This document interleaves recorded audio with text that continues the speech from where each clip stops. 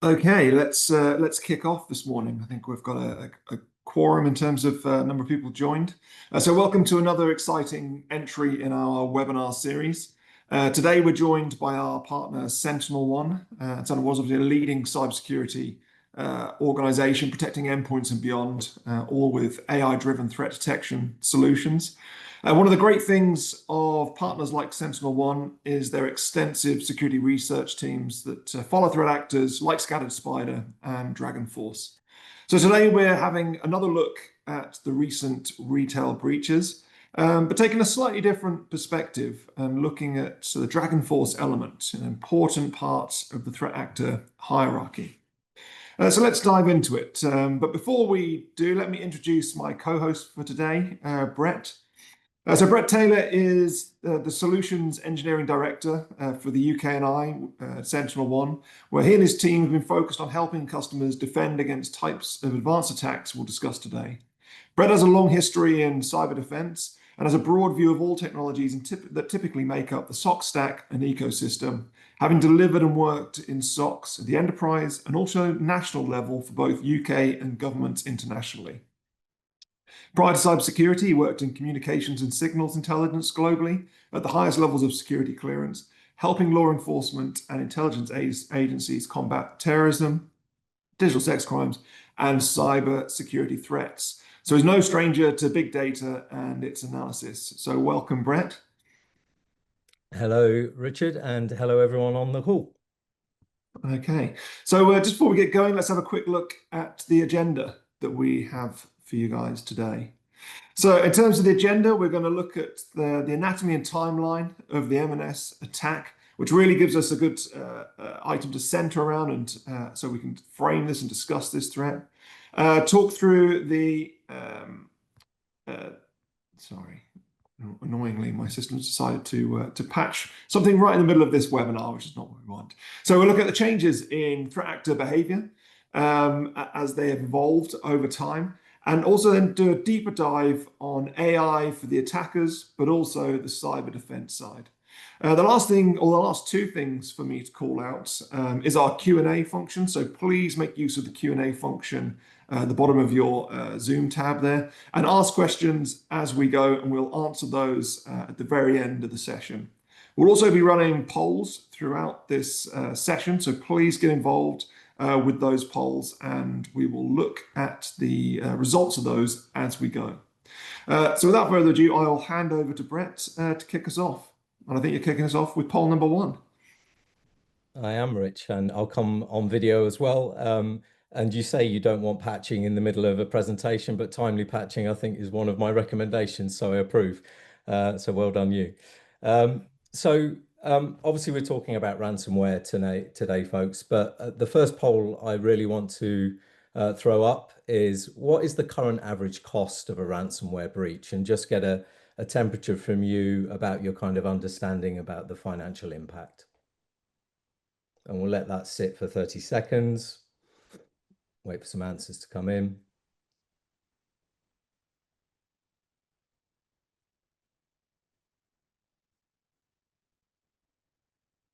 And of course, there's all sorts of costs associated with ransomware, not just the cost of ransom itself, but the cost to fix, as well as the reputational cost.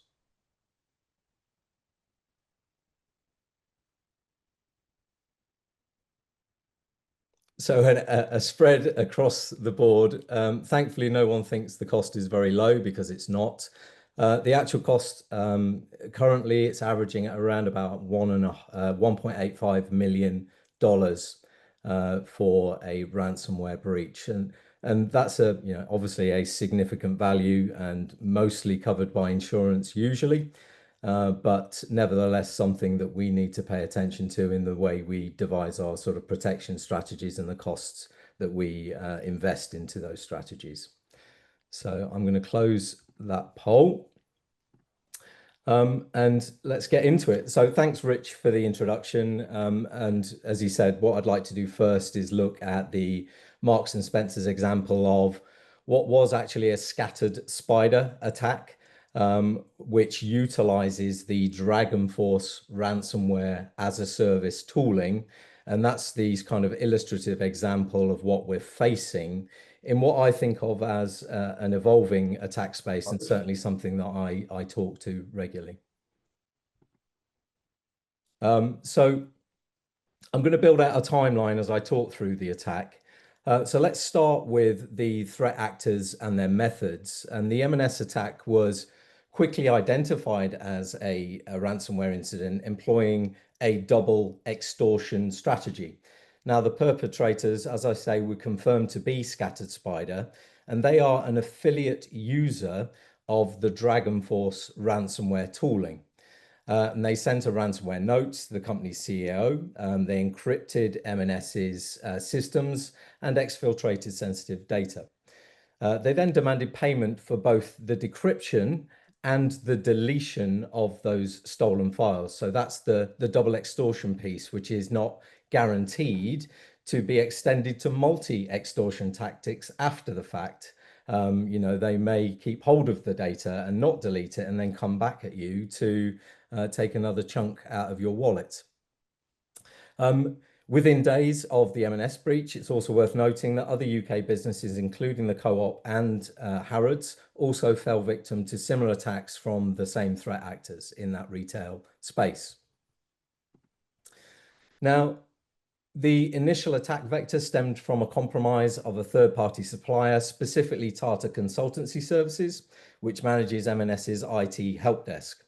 The attackers employed social engineering, deceiving help desk staff by posing as internal IT personnel to obtain credentials or facilitate password resets, thereby gaining access to the M&S network through this social engineering process. Now, M&S characterized this as them being unlucky and victims of human error, emphasizing that staff were fooled by these malicious calls, despite the company's security investments. And really what that highlights is that the attackers exploited trust because of their fluency in English, interacting with an Indian call center when contacting that M&S supplier and employees. And once inside the network, the attackers deployed the DragonForce ransomware, which was where the encryption and the stealing of the customer records began. Now, the consequences, well, it significantly hampered M&S's operations, causing core IT systems to go offline. And that meant that the stores couldn't automatically track or scan millions of products and forced a switch to manual processes for stock and fresh food deliveries, which led to empty shelves. And I actually saw some of the ripple of this in some of my other customers that supply M&S. Now, the widespread customer frustration resulted in a deluge, as you would imagine, of complaints on social media and prompted M&S to issue a public apology and request patience while assuring customers that stores and websites remained open for business. And regarding that data breach, while sensitive financial information like credit card data and passwords were not stolen, the exfiltrated personal details, and this was names and addresses and birthdays and order histories, they now pose a risk of facilitating targeted fraud against those individuals. And indeed, cybersecurity experts immediately cautioned M&S shoppers to be vigilant against phishing attacks and specifically warned that criminals could leverage the stolen data to create very convincing scams impersonating M&S themselves. Obviously, M&S responded and mandated password resets for all online accounts, and has actually been quite proactive, reminding users that it will never request sensitive information, the usual talk track in these cases. But if we look at the financial and reputational repercussions, well, they've been substantial. Deutsche Bank analysis estimated an immediate £30 million loss in profit, compounded by approximately £15 million, sorry, £15 is not a lot, in additional weekly lost profit while the systems were being fully restored. And naturally, we saw the impact in the stock market too, which reacted negatively, wiping around about £750 million off of M&S's market value at one point. And the company forecast now projects roughly £300 million reduction in operating profit for the 25-26 financial year. So, you saw the timeline as I built it out. That's really the end-to-end of the attack. Very impactful, very damaging, and something that we're seeing more and more in Well, this just space. just on the subject of seeing more and more, Brett, if we go right back to the, no, don't worry about moving the slide, we go right back to those early stages of the attack, with that impersonation, and looking at third party and help desk abuse. Is this, from your view and from SentinelOne's view, is this sort of ransomware behavior and methodology that we're seeing here, as an example, typical of sort of modern day attacks and recent attacks we've seen? Yeah, I think it's, and I come on to this in the next slides, but it's a change in approach. We're seeing, much more of a move to cybercrime as a service, ransomware as a service, and almost the attacker putting another layer between the tooling that they develop and the attack that's perpetrated. So they almost take some of their funds, if you like, from successful attacks from affiliates that use their tooling. And so it's a much more structured approach. It's a much more diversified approach that enables a wider range of threat actor groups to use that tooling to enact their own mission, which usually is around financial gain, obviously, and almost fill the coffers of the DragonForce developer with those actions that they're taking, Scattered Spider are taking, other, threat actors in this group are taking. So a real difference and shift in approach, and very typical of where we're seeing things going.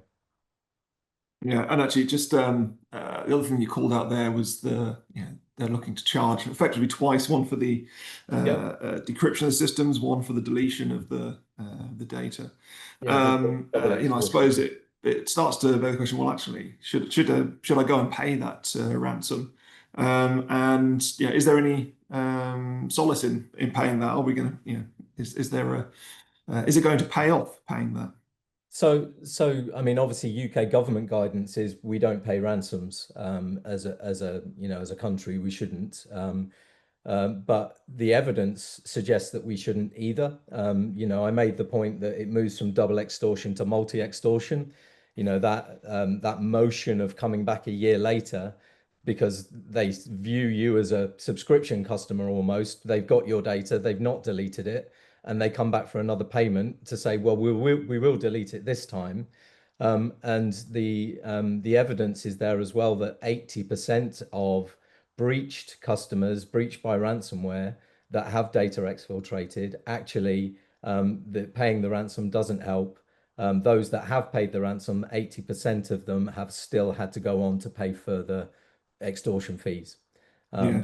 So there really is no benefit. It feels like in, following the request to pay that ransom. Yeah, and actually, I think I won't hold us up as we'll need to get through this, run out of time. But I think it does, something you raised there was really, the potential legality of paying a ransom. Yeah. Whether that's put into law directly to cover it, but also whether there's sanctions against those groups, whether that, in effect, you're breaking those sanctions in paying them. So something else there to consider. And just as an aside, I work with Global Counsel and some of the legal entities that advise UK government on policy around this stuff, as well as AI. And that's very much a live topic in those conversations right now. So that's lots of talking from me, but let's move to our second poll. So in your view, what's the most important factor in how ransomware groups are evolving their methodology? And spoiler, we will move on to talk about these things in the following slides. But in your view, what's the most important? Again, we'll pause for 15, 30 seconds.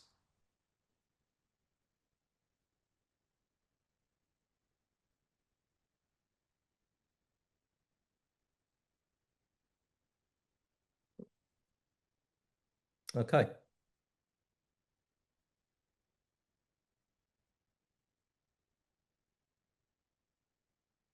That's the poll closed. So interesting. So I'm actually going to talk to all 5 of these points, but I'd agree the adoption of generative AI tooling and techniques and the power of those tools in the attacker's hands, yeah, that is really worrying. And the second one here is almost more worrying to me because we're used to defending against attack vectors like phishing, but phishing on the steroids of generative AI is a much more different beast. So we come on to both of those, and actually, I dedicate a significant part of this talk track to those areas as well. So, Yeah, I think that's interesting that the one that everyone's picked, or most people have picked, is relatively evolving and maturing in terms of what was touted as the big threat. Only a couple of years ago when AI was pretty new on the scene, starting to come to fruition. And just on the subject of phishing, obviously, I think there was a Fish report last year that showed over 4,000% increase in phishing attacks from the advent of ChatGPT, which I think speaks volumes. yeah, I mean, let's just pause there for a second. I just recently gave a senior leadership address inside a large meat retail provider in the UK. And they ran a phishing campaign where their CEO, they'd attached a simulated voice note to that email phishing campaign, asking everyone to click a certain link to download new tooling for the business. Now, usually the phishing hit rate's around about 5%. 60% click-through on that particular campaign because of the almost corroborating evidence in the user's mind of that voice clip being attached to that phishing email. So yeah, it's definitely something we need to start paying attention to again. So let's move on and explore some of those areas. So when we think of how threat actors are changing, we need to consider really that not in the context of a single set of actors and affiliates that use their tooling, as in that M&S example I've just given.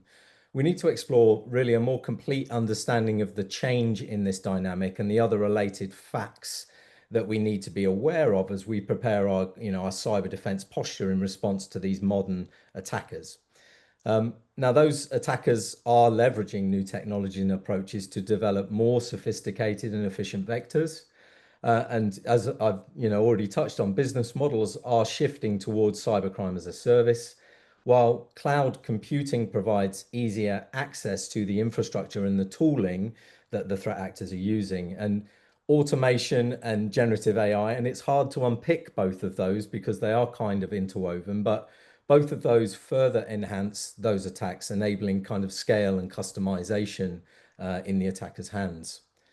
Now, I break each of those 4 areas, I decompose them into sort of key topics and focus points that I think are most pertinent.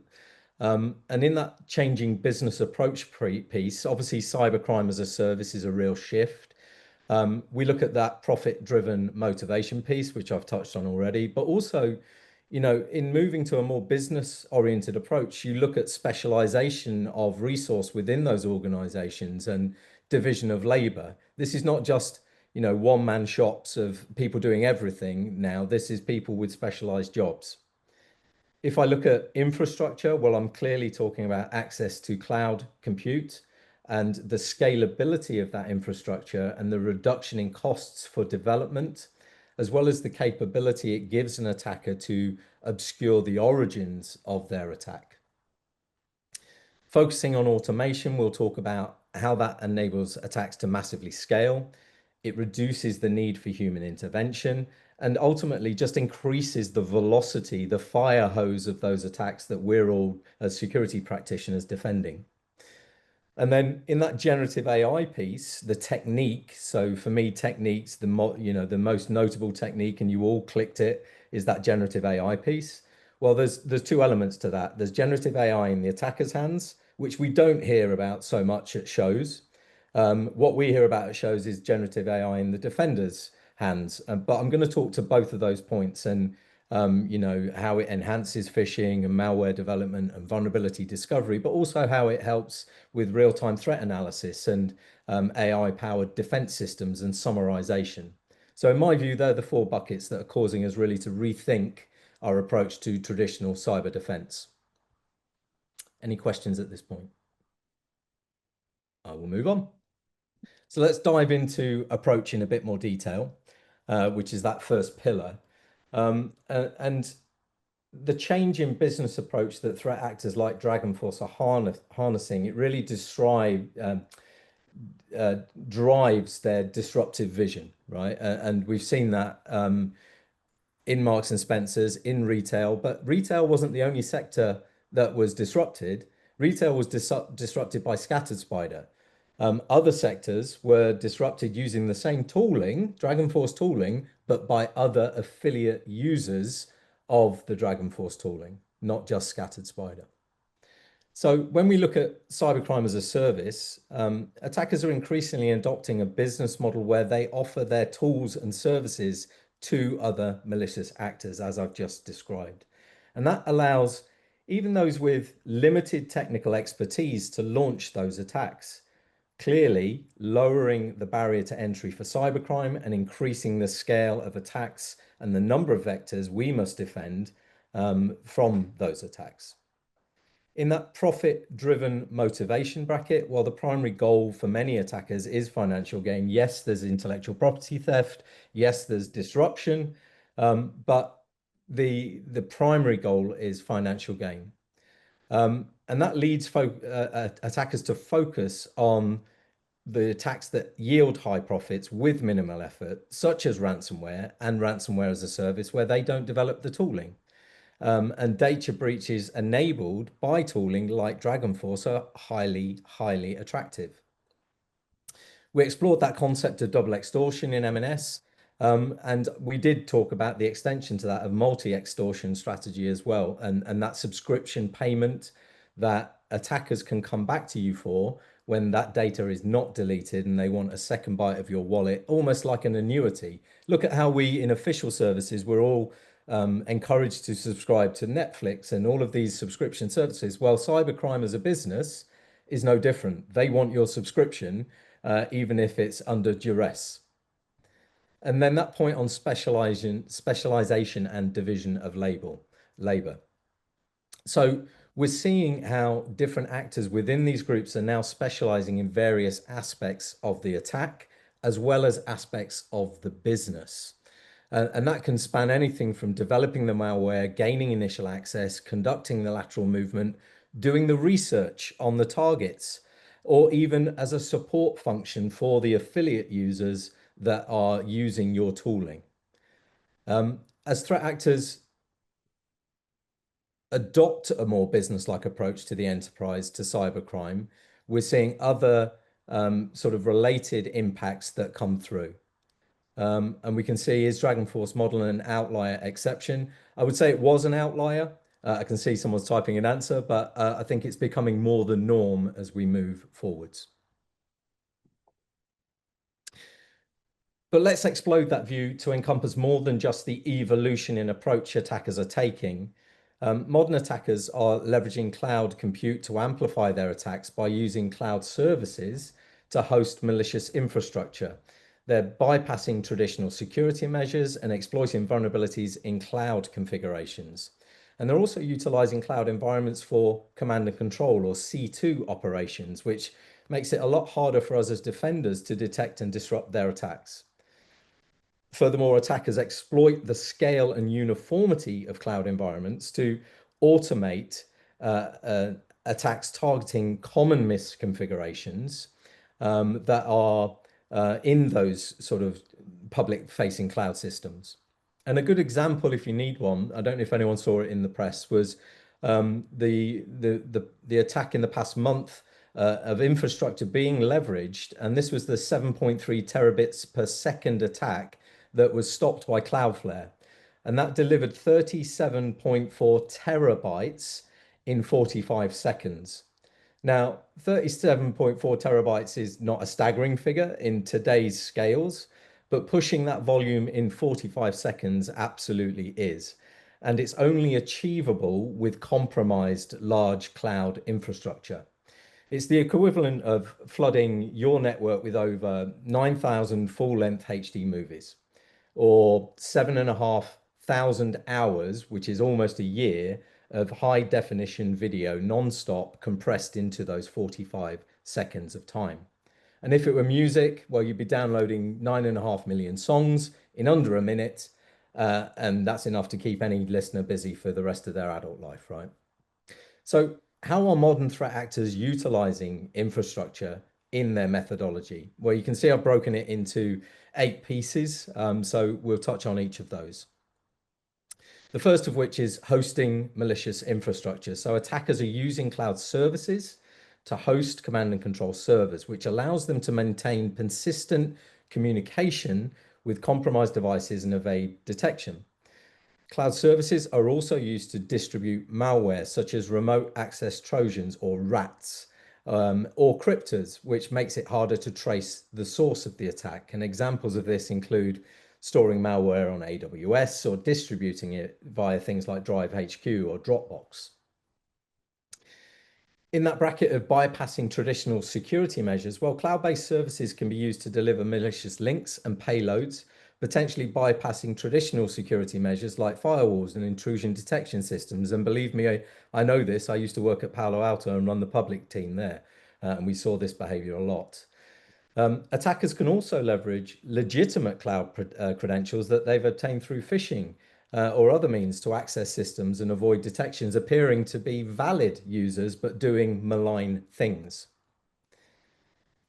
Exploiting cloud vulnerabilities is something that, cloud security posture management systems try to protect us against, but cloud environments often have misconfigurations and weak access controls and inadequate encryption, which attackers can exploit to gain access to sensitive data. Often attackers understand our cloud systems better than we do ourselves.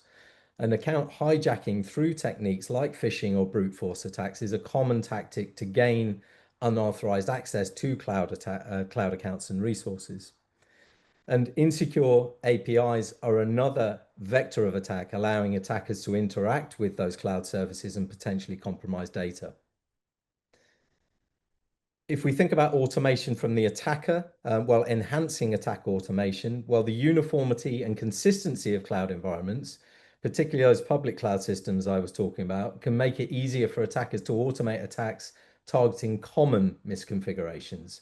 For example, if a well-known security misconfiguration exists in a specific cloud service, attackers can automate attacks to target multiple instances of that service across different organizations, geographies. They don't care. They're on mission. They've found a weakness. They'll exploit it wherever they can.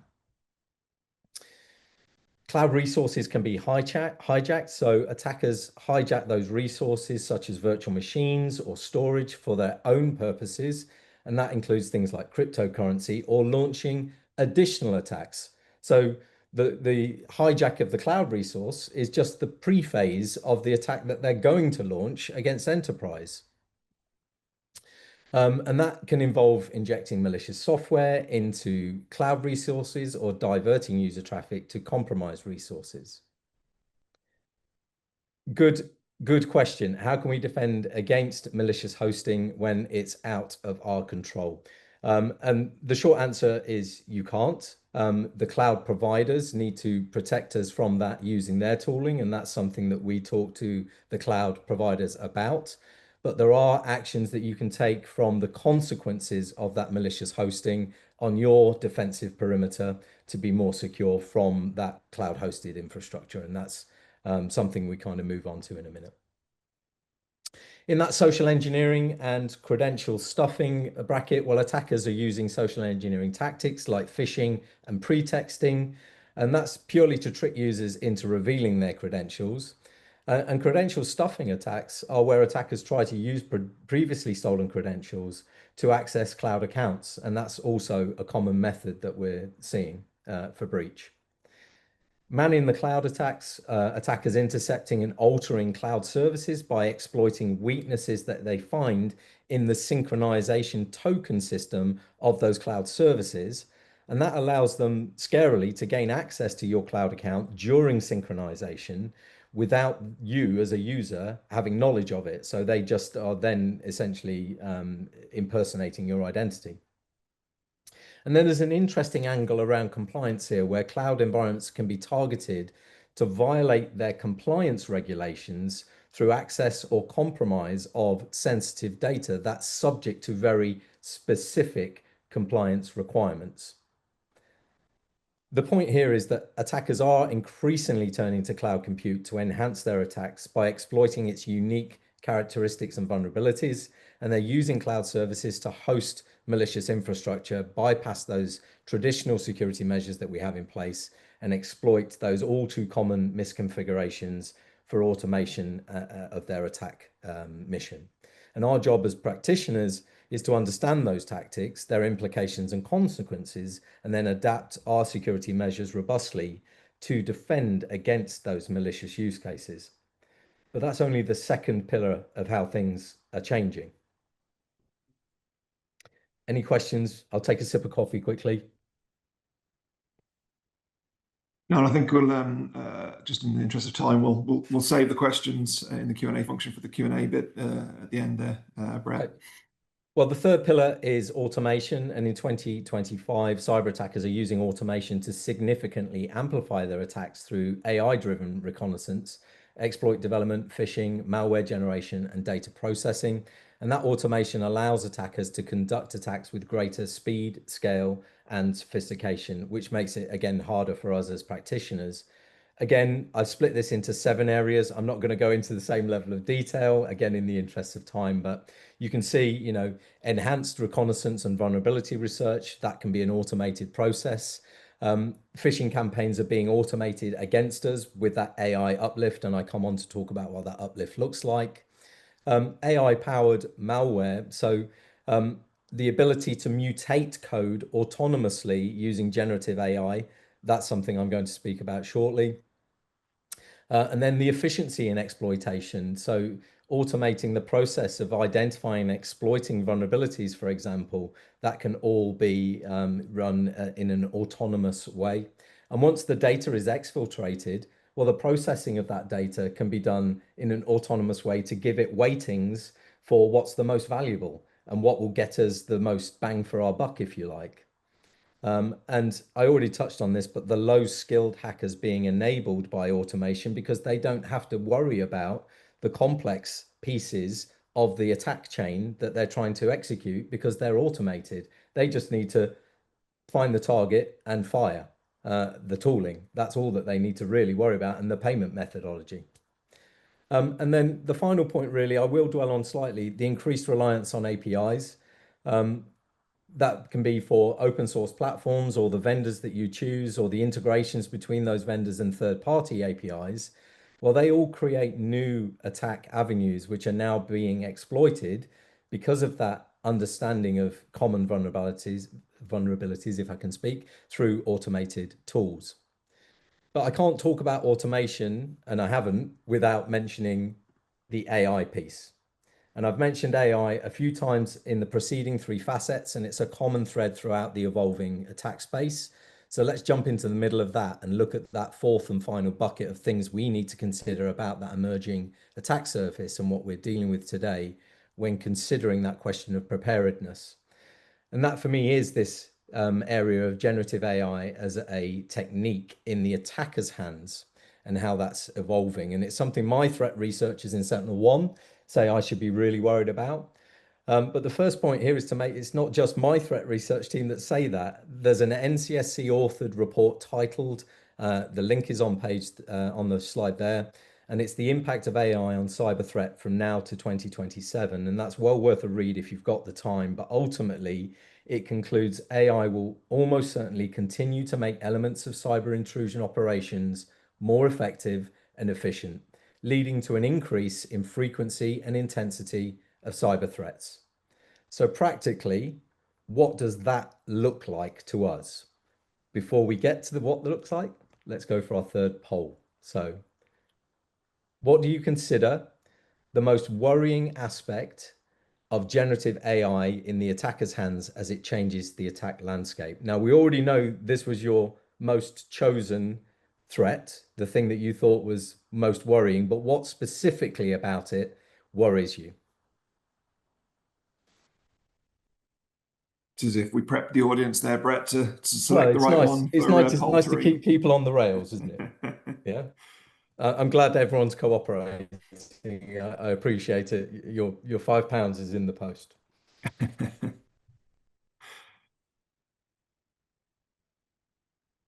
Okay.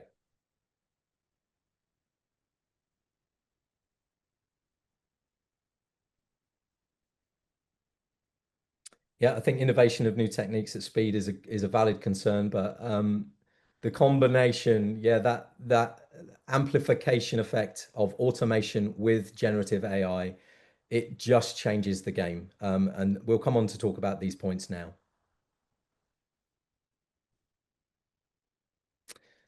So you'll have to forgive me. I'm going to use the analogy of climate change as a wireframe as we move through this section to hang my observations on.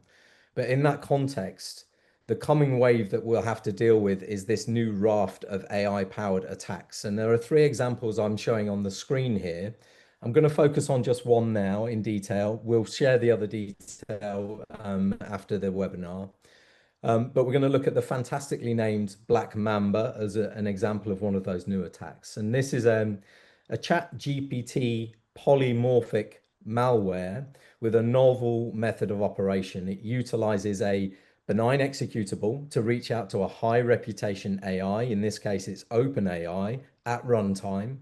And what it returns is a synthesized polymorphic malicious code intended to steal an infected user's keystrokes.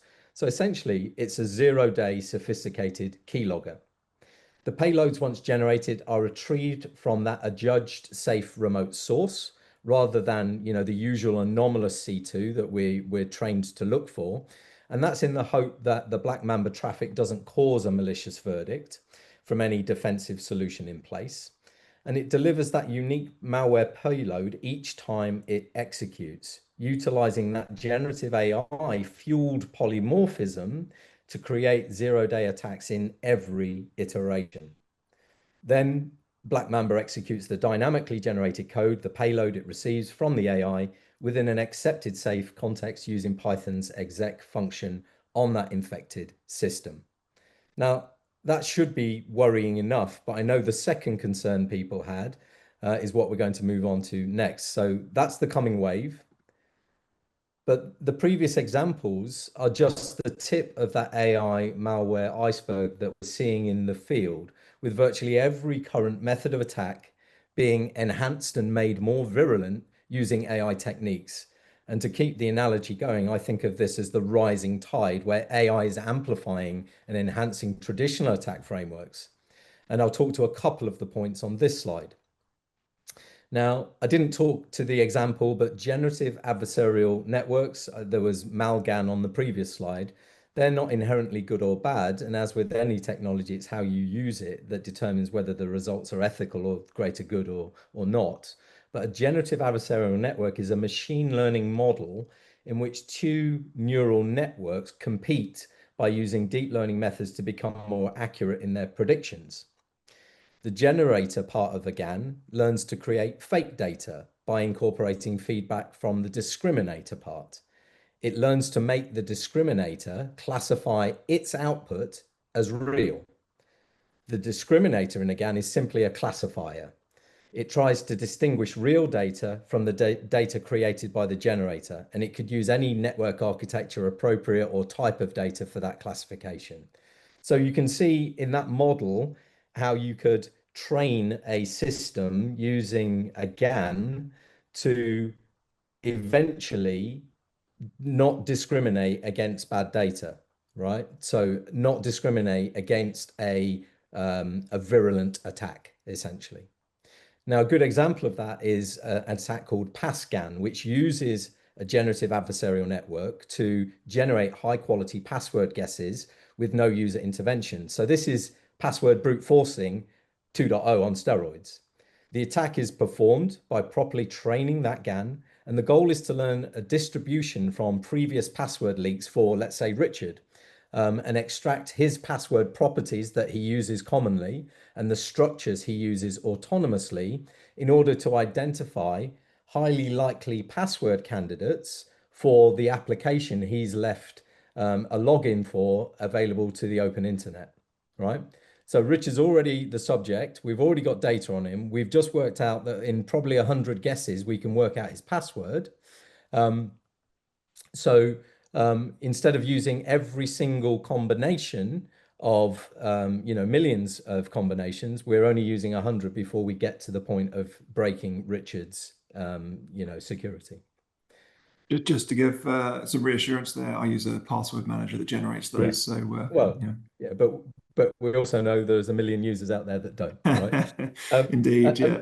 And the point is, we now live in a time where malware that uses AI has been taught to think for itself and adapt its course of action using these neural networks in response to a situation, and particularly target its victim systems. Malicious software that uses AI to avoid detection and adapt to that changing environment makes our traditional job that much more difficult. But not everything is doom and gloom. So let's talk about the industry C defenses in this space.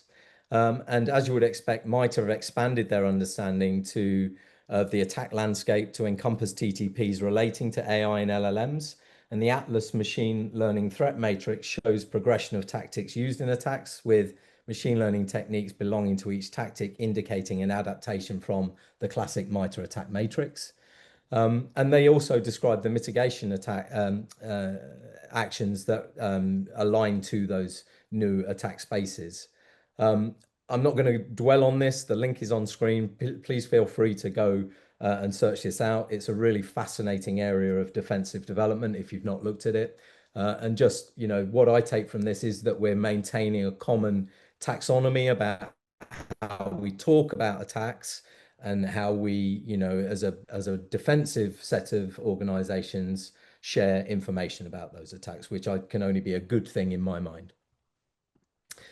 But as well as industry C defenses, we also have vendor C defenses, and they supplement that industry piece. So what does that look like? Well, market leaders today are utilizing AI themselves at the front end of their products, across a broad range of surfaces and operating systems, which they protect for endpoint and cloud and mobile and storage and identity.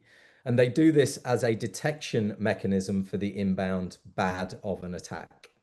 And this consists of a mesh of both static and dynamic AI engines that map process behavior and interactions to an understanding of those TTPs that I've just been touched on, from MITRE, that are being used by the attacker, which, all taken in sequence, gives the analyst a storyline of what is happening and allows a judgment of benign, suspicious, or malicious to be rendered. Paired to that understanding are dynamic control policies and automated remediation actions that stop threats as they execute and interact with the underlying operating system. So that's the kind of state of the art at the moment. But for the types of attacks I've been speaking about, we need to go further to address the kind of AI-powered threat landscape that's developing before our eyes. So that's where I think about future C defenses. And in the past 12 months, what we've seen AI become is an invaluable assistant technology, augmenting human efforts by making it simpler to interact with our defensive tooling. And what I've experienced is obviously through the lens of my work here at SentinelOne, where we've developed 3 major use cases for an AI assistant. And that's all released to the market, but that's already helping organizations detect, investigate, and respond to threats faster and more easily with a much higher level of confidence in automation. The first of those three areas is as a SecOps assistant, where the generative AI assistant enhances threat detection, response speed, and overall operational efficiency. The second is a configuration and support assistant, which introduces multiple layers of automation. I'll come to that question at the end. Sorry, I got distracted. So configuration and support assistant. So that's where you're able to interact with the AI to answer support questions and self-serve, and configuration questions and self-serve. And finally, we're at the point now where we have not just generative AI, but agentic AI, and that enables us to have an automated analyst assistant technology to accelerate those key SOC analyst tasks, which goes far beyond traditional rule-based automation. The sea change of capability defined by these three areas is now really revolutionizing the security market, not just for SentinelOne, but other vendors in the space as they release their own capabilities, especially around SIEM, SOC, and SecOps practice. And it provides us as practitioners the same level of tooling and the antidote to what we're seeing in the attacker's hands from what I've been describing today. So I think that provides a good overview of what we need to consider in kind of the journey to being prepared to meet advanced ransomware tooling like DragonForce, as well as what we need to consider in the context of that wider threat landscape I've described, which I think is actually probably a bit more scary than what's happening with the DragonForce change in business approach right now. But in closing, what proactive steps can we take? And I think that breaks into three broad categories. We need to think about education or re-education of the threat now that generative AI is in the attacker's hands. And that can be around how we handle social engineering, but it's something that needs to happen for all parts of the business. We need to look at the technology and the proper configuration of the technology, and are our protection policies up to date in terms of that new threat vector? Are we ensuring protection mode? Are we ensuring the latest detections are enabled? And I know at SentinelOne we have what are called platform detections now. Other vendors have similar, making sure those bleeding edge detections that don't take a policy action, but at least make you aware while they're not in the GA product that something is wrong, are very useful. And then I think all of us need to be just a bit more aware of what's going on globally around our business space, consume that global content around security and be involved in security press and understand the threats and the maturing aspects of those threats that we're responding to. Now, I've expanded those concepts into the 10 concrete examples on the screen where we can be proactive. And they're all specific areas we should continue to consider in our collective defensive posture. And the detail of that is in my notes here, and we'll share it after the webinar. But by applying these strategies, you can dynamically and dramatically reduce your exposure to DragonForce and other modern malware variants, and lift really the tide mark, to keep the analogy going, on what good security posture looks like. These groups rely on exploiting known vulnerabilities and laziness in our security practice or poor security hygiene. So staying current and maintaining full visibility is really essential in that defensive posture against them. But doing so now with equality in tooling, using generative AI ourselves in that defensive measure. I think what's interesting there, Brett, is a lot of these you describe as some of the basics. Many on there are very high up in the CIS critical security controls these days. Yeah. So the fact they're being constantly exploited really tells a story of I guess the maturity of many organizations, security controls. Maybe the focus in the wrong place. I think it's right that they're in the sort of the top end of CIS, but I don't think we've revisited them enough in the context of generative AI and how that changes some of those controls for those things that we're trying to defend against. And that's the piece that I think I like to highlight there. So I'm at the end of my talk track, but we'll finish with the final poll before I hand it back to Rich.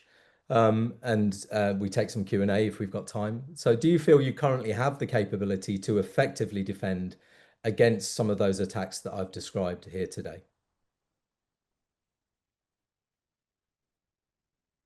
And I'll just thank the producer in the back end for answering questions as I've been going along. I appreciate that. And I'm sure, Rich, you've had a hand in that as well.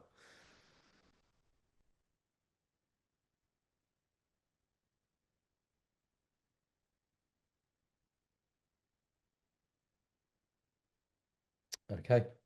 Yeah, let's close that off and we can have a quick look at the results there.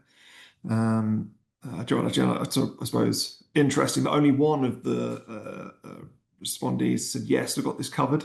I'd love to talk to the one. Yeah, well, I I want would. to know Yeah, what you're doing. might be in a dangerous position there. Yeah. But I think what's very common, is exactly what everyone's clicked on there, which is, that somewhat, have areas where it could improve defensive posture. I think that's obviously what we need to keep striving for. Doing that gap analysis, understand where those gaps are, and get the plan together for how they can be covered with, particularly as some of the defensive technology and capabilities have evolved to allow us take advantage of those to cover that gap. Interesting. It's a traditional bell curve response if you turn it on its side. Yeah. Yeah, no, indeed. So just Okay. from me, before I hand back to you, Rich, thank you for listening to me today. It's been my pleasure to present to you, and I'm happy for anyone to reach out directly or through Integrity360 if they want any follow-up. But let's go to Q&A. Yeah, indeed. So we had some questions. I think you answered some of them as we went through there, Brett. So I'll just pick some of the ones that weren't covered. I think you covered, I think so anyway. How do we defend against malicious hosting when it's outside of our control? Yeah. We've got active conversations because obviously we're hosted ourselves as a business by AWS, GCP, and we have active conversation with those cloud providers around what those controls should look like, and they're well aware that they need to do a better job there. But it's a valid insight. Yeah, and I suppose it's protecting ourselves is then protecting others, and not being the source of it. I suppose the other side of that in terms of malicious hosting is definitely around when attack infrastructure is being stood up to target you.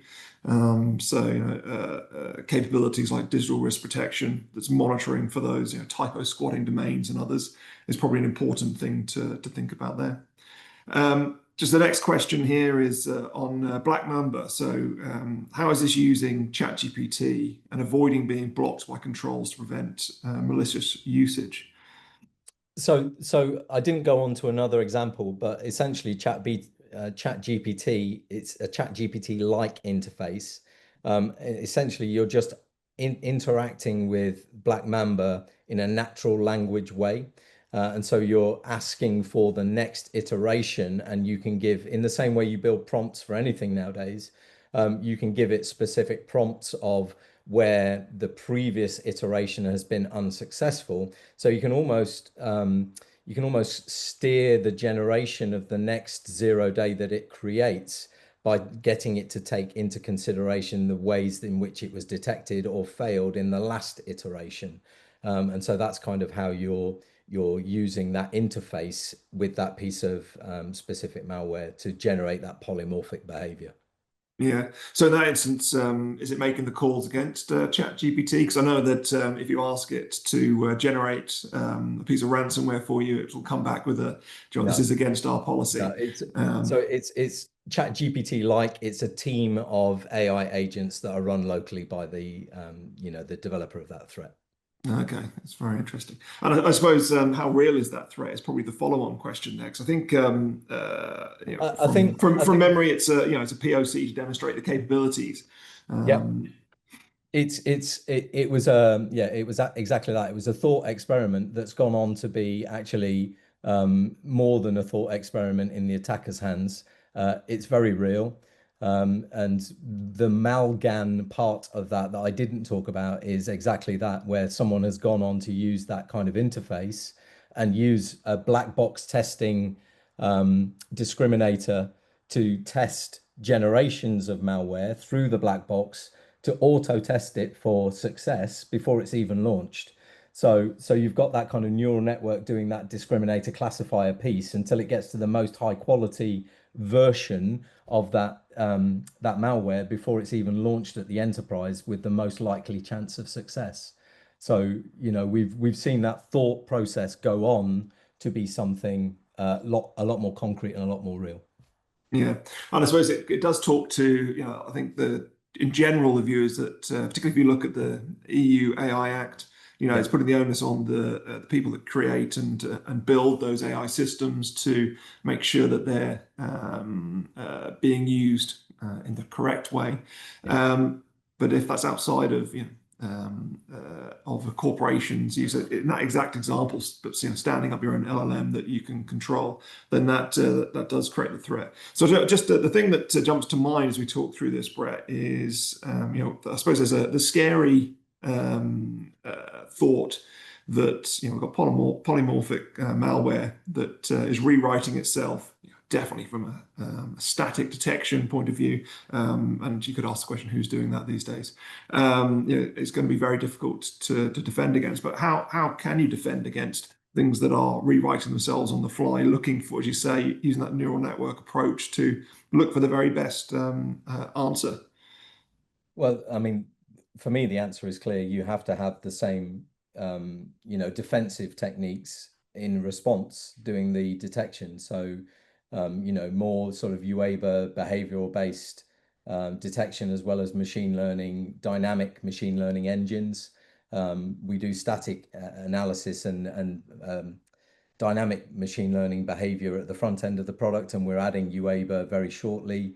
So, it's the mesh of those things that gives us that defensive posture in this kind of new attack space that we're trying to defend against.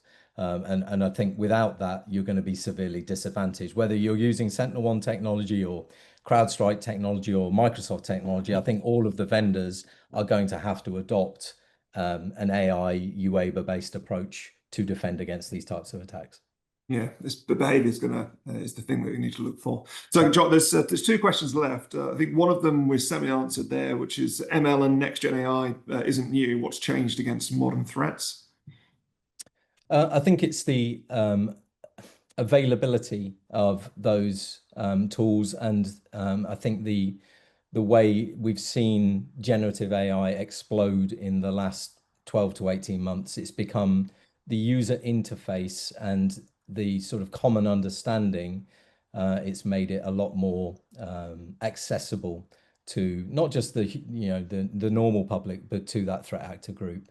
I think that's what's changed, and it kind of came out in the polls, but the amplification or the use of automation technologies, I think of if that then this was my kind of first move into automation more formally as a playbook type automation. And I was at Paolo when they bought Demisto for security playbooks, but that use of automation to enhance and amplify the outputs or the products of generative AI, I think that really is the thing that's the thing that we need to respond to, and the thing that's the agent for change here. Brilliant. Well, John, we are pretty much out of time. There's one last question that I'll offer you a two-word answer, maybe 5 words. But how much of the analyst role is being automated? You can give us a percentage. Tier 1, 100%, but that enables them to do a lot more and give better value back to the business. And that's a whole talk track that I give as well. So there you go. Brilliant. 15 questions, 15 more. Excellent. Perfect. Well, we'll have you back on to walk through that in the near future. So just the last things here is just the upcoming webinars that we have. So we've got one coming up on human-centric security. So rethinking the role of people in cyber defense that we are hosting. So please use the QR code or any of our posts on social media to sign up to that, and hope to see you very soon.